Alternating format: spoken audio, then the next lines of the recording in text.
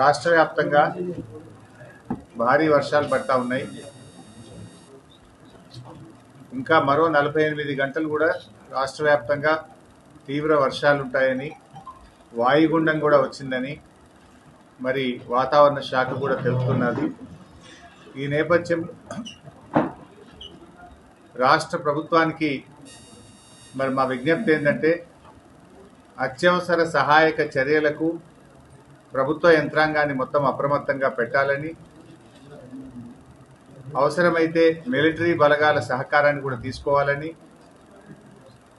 కొన్ని ప్రత్యేక హెలికాప్టర్లను కూడా ఏర్పాటు చేసుకొని వరదల్లో చిక్కుకున్న వారిని కాపాడడానికి ప్రభుత్వం అన్ని రకాలుగా సిద్ధంగా ఉండాలని చెప్పి కోరుతా ఉన్నాం. ప్రభుత్వం ఎట్లాంటి హ్యూమన్ లాస్ లేకుండా, క్యాటిల్ లాస్ లేకుండా అన్ని జాగ్రత్తలు కూడా తీసుకోవాలని చెప్పి ప్రభుత్వాన్ని కోరుతా ఉన్నాం. ముఖ్యంగా బీఆర్ఎస్ పార్టీ ప్రజాప్రతినిధులు, బీఆర్ఎస్ పార్టీ నాయకులు, బీఆర్ఎస్ పార్టీ శ్రేణులందరికీ కూడా పార్టీ తరఫున విజ్ఞప్తి ఏంటంటే, ఎక్కడ ప్రజలకు ఇబ్బంది ఉన్నా మీరందరూ కూడా సహాయక చర్యల్లో పాల్గొనాలని, ప్రజలకు రక్షణగా నిలవాలని, ఎక్కడైనా ప్రజలకు ఇబ్బందులు ఉంటే బీఆర్ఎస్ కార్యకర్తలు పూర్తి స్థాయిలో వారికి సహకరిస్తూ అన్ని రకాల సహాయ సహకారాలు అందించాలని బీఆర్ఎస్ పార్టీ తరఫున పార్టీ శ్రేణులందరికీ కూడా విజ్ఞప్తి చేస్తూ ఉన్నాం. మరి అదేవిధంగా ప్రభుత్వం కూడా ముందస్తు చర్యలు తీసుకోవాలి. ఎక్కడ చెరువులు తెగిపోకుండా సెలవులన్నీ కూడా రద్దు చేసి ఇరిగేషన్, రెవెన్యూ శాఖ అధికారులను ఆయా జిల్లాల్లో, ఆయా మండలాల్లో వాళ్ళను మరి అప్రమత్తంగా ఉండే విధంగా ప్రభుత్వం అన్ని ఆదేశాలు కూడా ఇవ్వాలి.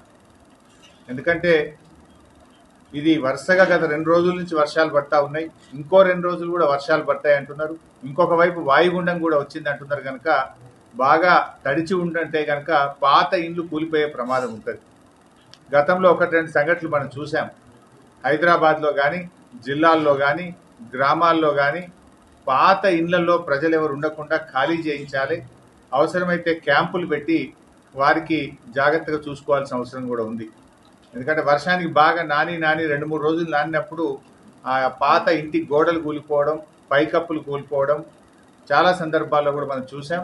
అందువల్ల ఆ పాత ఇళ్లలో ఉన్నటువంటి వాళ్ళను బయటకు తెచ్చే విధంగా అటు జిహెచ్ఎంసీలో, ఇటు మున్సిపాలిటీల్లో కూడా ప్రభుత్వం యుద్ధ ప్రాతిపదికన చర్యలు తీసుకోవాలని చెప్పి కూడా ప్రభుత్వాన్ని మేము కోరుతా ఉన్నాం.